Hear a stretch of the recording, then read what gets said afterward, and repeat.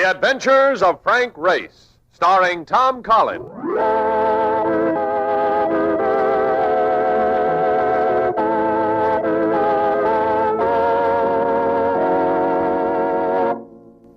The war changed many things, the face of the earth and the people on it. Before the war, Frank Race worked as an attorney, but he traded his law books for the cloak and dagger of the OSS. When it was over, his former life was over, too. Adventure had become his business. The Adventures of Frank Race.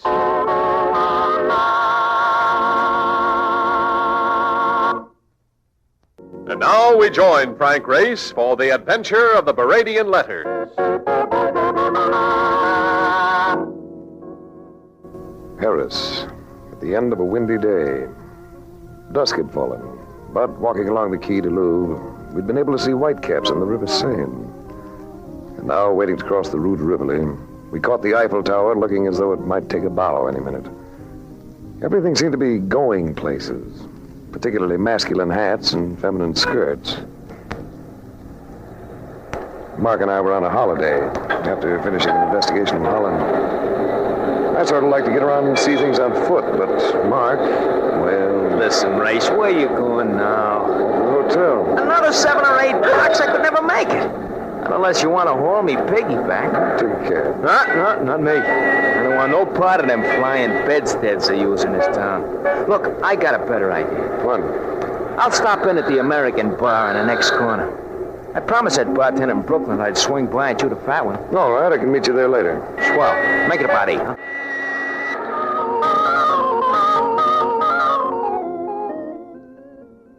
Our hotel was on the Rue Montmartre, a fairly big place with one of those open-work elevators that whiz you up and down with all the speed of a truck in compound low. Our room was on the 5th floor. As I got here, a man leaning against the wall eyed me with the friendly gaze of a bartender inspecting a dubious check. Farther down the hall stood another of the same ilk, an amiable citizen who blew cigarette smoke in my face as I passed. Hello, Race. We have been thinking you'd never come. There were 2 of them, both brunettes, both beautiful. The one who had spoken might have been 30, the kind of 30 to make a 16-year-old regret his youth. The other was younger, maybe about 22. I was sure I'd never seen either of them in my life. You don't remember me, do you, Race? Can't say I do, but you're nice to have around. Both September 14th, 1943, in St. Calais. Does that mean anything to you? Yes, it does. Means a lot. 2 days before, on September the 12th, you had parachuted down near Le Mans for a rendezvous with other OSS operators. But something went wrong. So? So I went on the run and ended up at a farmhouse near St. Calais, where a certain lady... Wait a minute. You couldn't be Paulette Dubrac. But of course. Paulette Dubrac. How did you know I was here? Oh, I saw a little square in the newspaper. So I came. Well... I came, Race, because I am in trouble. But before I say more, I want you to know my friend, Amy Kenter. American? Cleveland, Ohio. Hello, Race. As I came in just now, I passed a couple of men in the hall. One was pockmarked, with a small mustache. The other one had a ring in his left ear. Would they have anything to do with this trouble you mentioned? Oh, so they followed me here. Who are they? Oh, they've been stalking Paulette for days. There seems to be a gang of them. Last night she was fired upon. Not a hangover from the underground, is it, Paulette? I don't know, Race. I only know that I am not as carefree as I used to be. I'm afraid. Oh, they're here. Don't open that door, Race. I have the adjoining room. Slip in there, both of you. Here. Thanks. When you hear me let them in, leave. Where can I find you later? Across the Seine. First off the Boulevard Saint-Michel. There's a small orphanage, Saint Martin's. You'll find us there. Yeah, I'll come. We'll talk this over. Well, come in. It's always nice to have company. Where is the woman? You're the boy I saw in the hall, aren't you? The one who blew smoke in my face. Get away from the door to that other room, monsieur. Sit down, make yourselves at home. I'll order drinks. You have had your warning, monsieur. Now I act. I rarely use a right-hand punch for an opener. This lad had come in chin first. His pal gaped down at him, as though looking at a freshly hooked haddock. Then, staring at me, the pal backed out and highballed down the hall. I relieved my conscious caller of the blackjack which he'd tried to brain me with, and then frisked him for anything else of interest. He had a wallet containing several 5-franc notes, and a letter scrawled in undecipherable French, and a card bearing the embossed name of one Charles Baradian. While I was doing the checking up, my visitor stirred, came out of it. You'll be all right in a few minutes. Pierre. Where is Pierre? Your friend left for greener pastures. Here's your wallet and its contents. Who's Charles Baradian? I do not know. All right. Suppose I have a right to retain some self-respect. I'm going out. I suggest that you get yourself a drink, lie down for a while. Just don't be here when I get back. The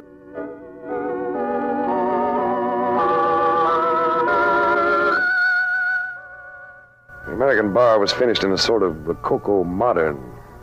Everything about the place had the light touch, including the size of the liquor portions. Mark made me know that Chick, his bartender friend, a garrulous soul with an expression of a benevolent beagle. Glad to meet you, Race. Any friend at Dunham is a friend of mine. What'll it be, huh? I'll take a scotch and soda, Chick. Sure. Plus a serving of information. Oh, sure. What kind of information? The name Charles Baradian. Does it ring a bell with you? Baradian. Yeah, rings a big bell. Where would I find him? I listed all the rest of the elegance. Boulevard Houseman. Thanks, Chick. Oh, sure. Now, wait a minute. Huh? You going out there now? Well, I thought I would. Well, I'm going with you. This sounds like a deal we should play back to back. Hey, so long, fellas.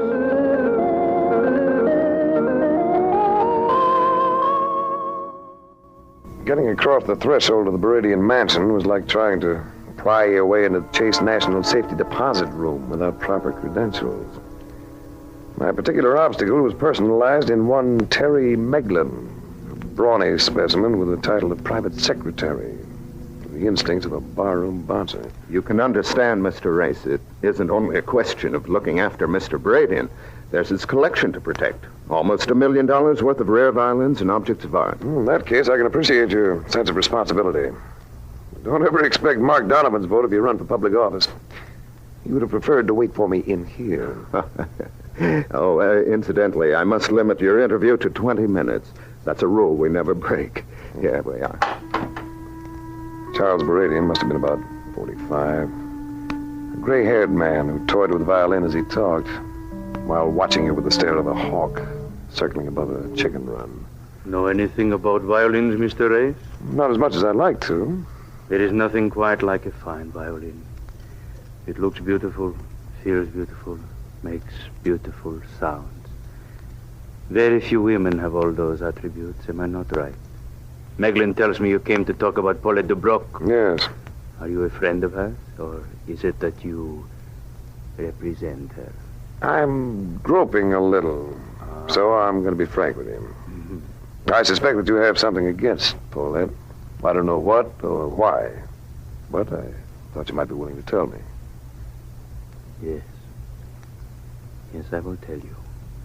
Several years ago, I allowed myself to become infatuated with Paulette. She was the only woman to whom I ever wrote letters. Lately, I have been getting those letters back, one a week. Each letter cost me quite a sum of money. Why do you feel you must pay for them? In a few weeks, I am to be married. Also, I am in the process of embarking on an important business venture. Shall we say I feel I cannot afford the publicity? Frankly, Mr. Race, I've grown tired of it. Of course, if Paulette is willing to accept this, a lump sum. After all, I was once very fond of her. I see. Suppose I talk to her. Return tomorrow.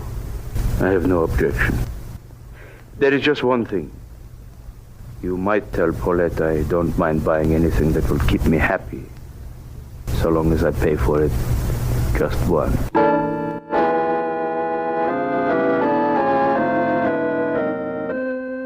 At Saint Martin's orphanage, I was ushered through to a secluded terrace where Amy Cantor sat in the sun, a delectable figure in sweater and shorts. She got up to greet me.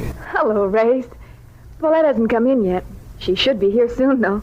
Are those freckles I see on your nose? Oh, yes. Darn it. Count them among your assets. Oh. They go with the rest of you. And the rest of him. And the rest of me? She stood there looking up at me with half-parted lips. So I kissed her. And it was everything fresh and delightful. Oh, gosh. That's having your prayers answered. I wanted you to do that, Race. Do my fingers feel rough on your face? Here. This other hand's smooth. What have you been doing? Gardening? You got a blister under your chin, too. I'm a beaver when it comes to work.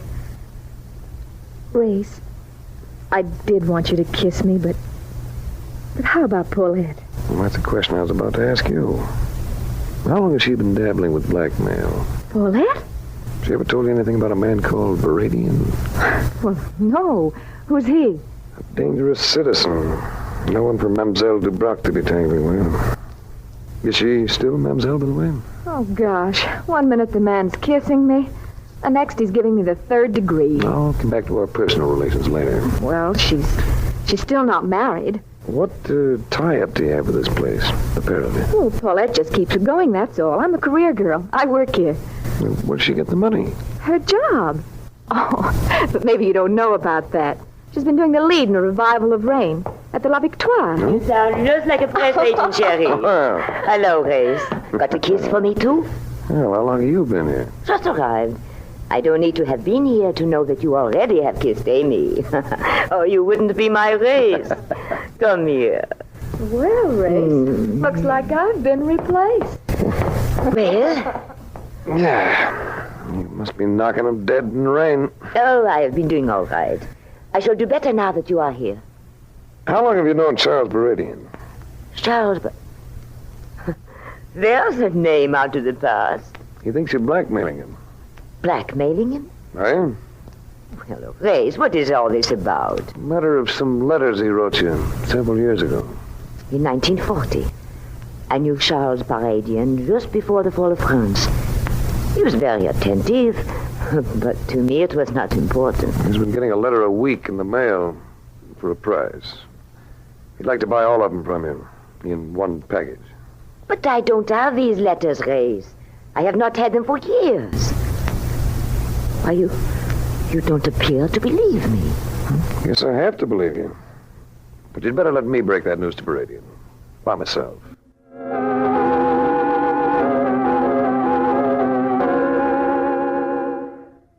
Next afternoon, I rented a car. Mark and I then drove out to the Baradian mansion. I told Mark to cruise around the block till I came out. This time I had no trouble getting in.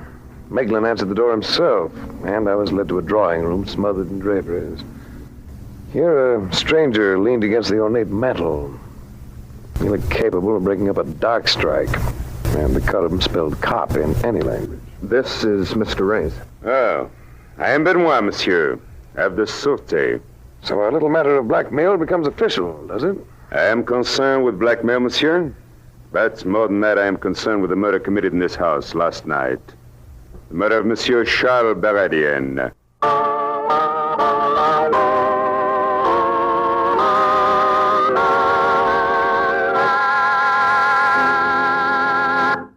We'll return to the adventures of Frank Race. And now, back to the adventures of Frank Race. I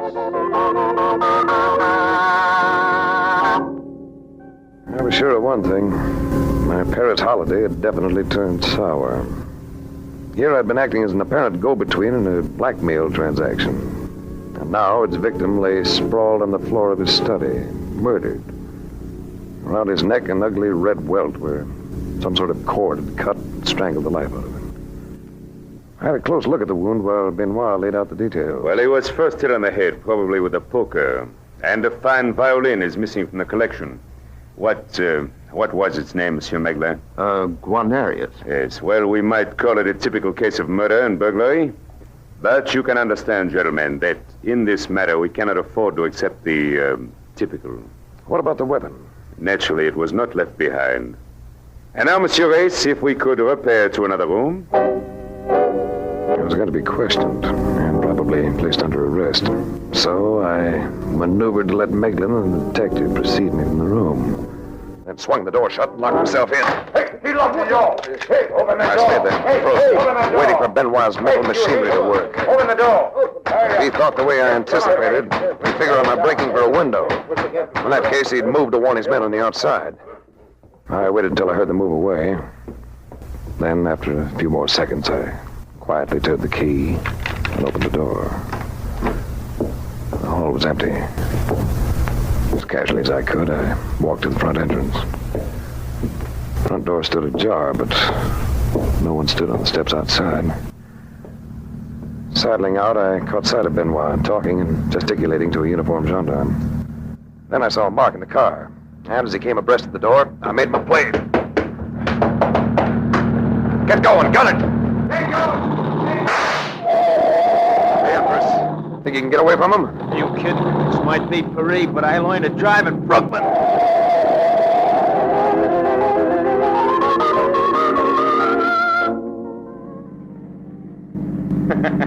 Told you I'd get away from him. Right, what do we do now?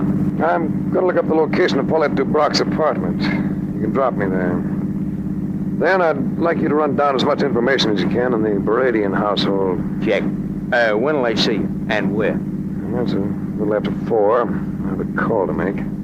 Meet me at 7 at Saint-Martin's orphanage.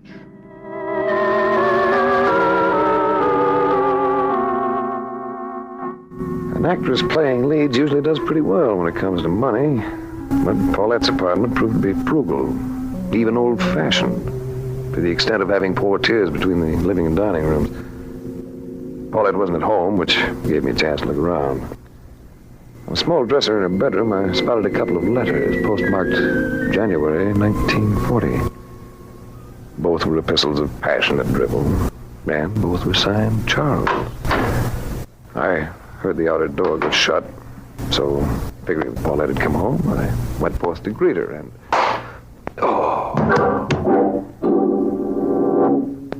I came conscious again with the realization my head was resting in a feminine lap.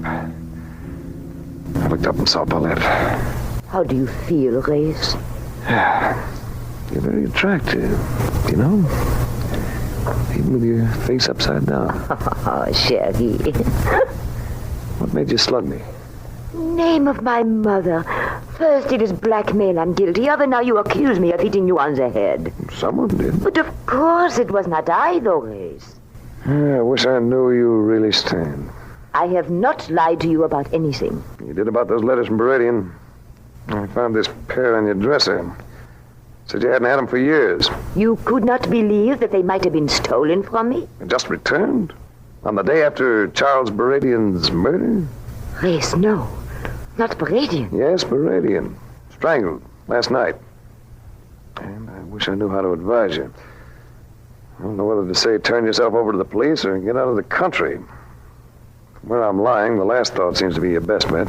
Oh? Probably I should go with you. Race, I'm really in trouble. No? You're really in trouble? Yes. You'd better get out of Paris. For a little while, anyway. Change your appearance. You've done it before. And take care of yourself, actress.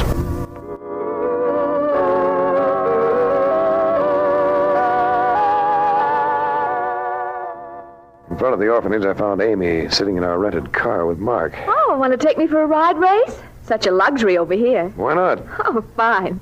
Just let me drop these packages inside the door. I'm a hoarder. Did you know that? You've been doing all right with her, ain't you? Maybe you ought to slow down. Why? Well, she's just a freckle-faced kid a long way from home, and Don't tell me you're picking up a set of ideals. Nuts. Any information on Meglin? Well, in 2 hours, I didn't put together no Gallup report, but I did find out he keeps a room at a hotel called a Platonaire. Uh-huh. And, he used to run a kind of theatrical agency in the U.S., booking second-rate concert violinists. Didn't take long, did I? Violinist. Oh, that's interesting. Now what are you talking about? Violinists and violins.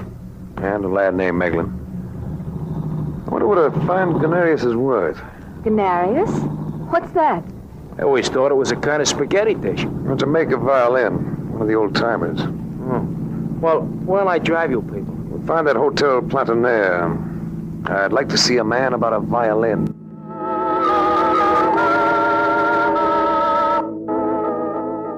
I drew a blank at Meglin's hotel.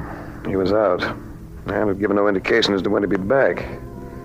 But later that evening, just before midnight, Mark and I had him for a visitor at our hotel. His attitude hadn't changed. He was still the same self-contained career boy. But he had come to see me, which indicated a fissure of worry somewhere within him. You called on me, Race. Why? I think you're involved in Baradian's murder. Blunt, aren't you? Well, it won't work with me. I have an unbreakable alibi for last night. I'm sure of that, or you wouldn't be loose. But do the police know of your interest in violins? I don't know what you're talking about. You do, but I won't press it. I'd rather emphasize another point. I found 2 of Baradian's letters today, with fingerprints on one of the envelopes. Ah, that's tripe, and you know it. Paper doesn't produce a good enough impression. In this case, the impression doesn't depend on the paper. It happens to be on the glaze formed by the glue. You're lying. It would have been a shot in the dark, but it registered. Meglin had turned ashen. He walked to a chair and slumped into it, trying to ignite a cigarette with shaking fingers. What's your stake in this, Race? You got all my credentials yesterday. I'm an investigator. I have a client's interest to protect. What are you going to do with those letters? I imagine the French police would be rather enamored with them. Don't you? Now, listen, Race. You can tag me with the blackmail end of this, but not with Baradian's murder. Baradian... The bullet had come from the fire escape. Mark made a lunge for the window and disappeared in pursuit. I yanked at the phone and put in a sharp summons for a doctor, and then I turned to help Meglin.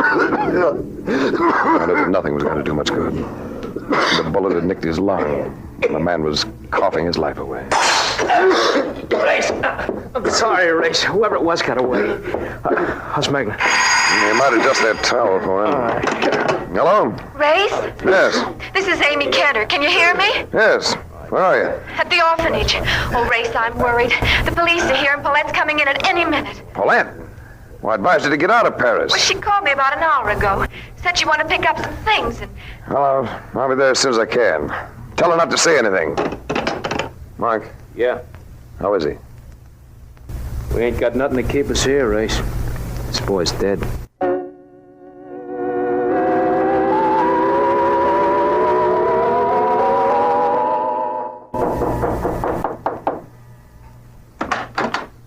Come in, Monsieur Race. We've been expecting you. Where have you got her? Right in here. Should I come in, Race, or should I go upstairs and poke around like you told me? Better go upstairs and poke around. Right through this door. Right here, Race. Hello, Grace. I thought you were going to get out of town. I am not guilty, Grace. They should know that. No woman would have the strength to strangle Charles Baradian. We can't sell him on that, Paulette. Baradian was knocked unconscious before he was strangled. As Monsieur Benoit will tell you. Exactly. A woman could have done it, or a man, or both, and with blackmail as the motive. It points to Paulette and possibly myself. Exactly. What was to prevent someone else from blackmailing Baradian? Someone who knew Paulette. Someone who'd gotten hold of the letters. Possible, but not likely. I think it quite likely. Don't you, Amy? I? Well, I don't know what to think, Grace. Well, you might think about why you wanted me to believe you didn't know anything about music, about violins. I don't. Look, career girl. All violinists have one thing in common. Calluses on the fingers of their left hands, just like the ones you had. And very often, where the instrument rubs against their necks, they develop small blisters, just like the one you had. Oh, all right, so I'm a violinist.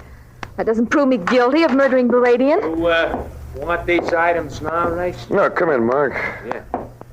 I found them in a room. Oh. Just like is expected. Two violins, eh?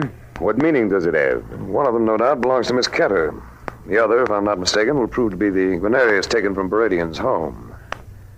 You had to get some profit out of murdering him, didn't you? Oh, you're insane. You and Meglin were in on the blackmailing together. No. When I came into the picture, you had to move fast for a big payoff. That's not but true. Baradian balked and threatened to call in the police. Well, So you killed him. And you killed Meglin in my hotel room, didn't you? Oh, prove it. Then phoned around the corner to make me think you were here. I found the other item, too, Race. A violin string with what looks like blood on it. The strangling cord. Ironic, isn't it, Benoit? A collector of fiddles murdered with one of his own violin strings. Tough luck, Amy. With you, hoarding didn't turn out to be an asset after all.